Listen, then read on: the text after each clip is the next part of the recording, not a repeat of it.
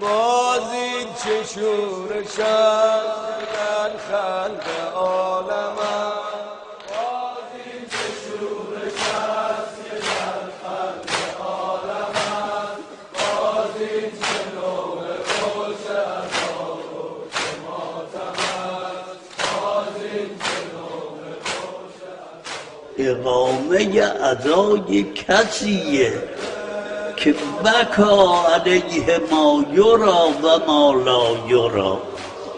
این کار برافراشتن پرچم عزای کسیه که اول کسی که مجلس عزا برای او گرفته ذات مقدس خداوند متعاله.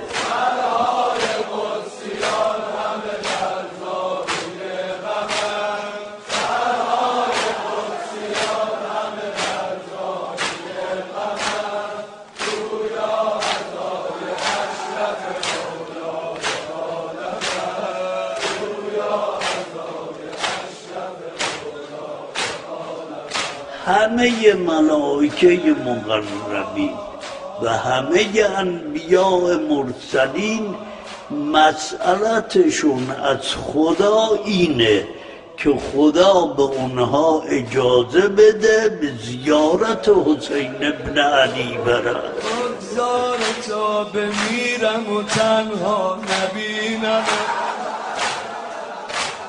بگذار تا بمیرم و تنها نبینم، تنها به روی سینه صحرا نبینم، تنها به روی. این عزاداری ها خیال نکنی چیزیه. احترقت لنا، دنیا بسوزد هنوز کمه. امشب بیا که بوس زنم بر گلوی تو، شاید بمیرم از غم و فردا نمیرم، شاید بمیرم از غم و فردا نمیرم.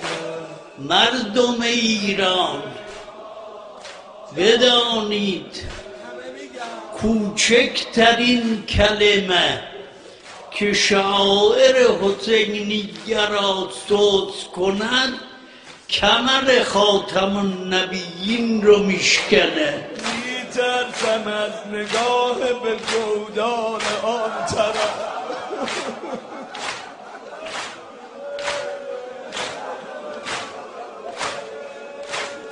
میترسم از نگاه به گودان آن طرف، دارم دعا به زیر لب آنجا نمیرم. این سینه زنی ها، این زنجیر زنی ها باید به حد اعلا حفظ بشه.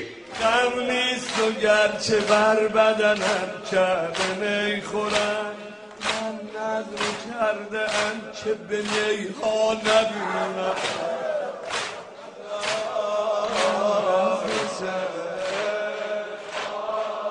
من یک کلمه بگم تا همه بفهمن مصیبت چقدره. ان یوم الحسین اغره جفوننا یا ابن شبیب، ان الحسین ذبح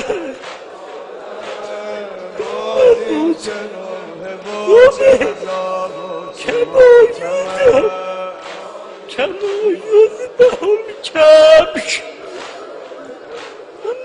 ای از سفر رسیده که مهمان دختری، ای از سفر رسیده که مهمان دختری، از بند بگو مرا که یقین شهری،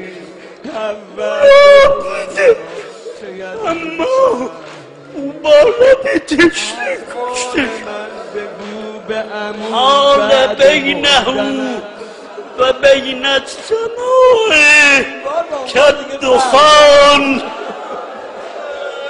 از قول من بگو به عمو بعد مردنم باید برای غسل من آبی بیاوری.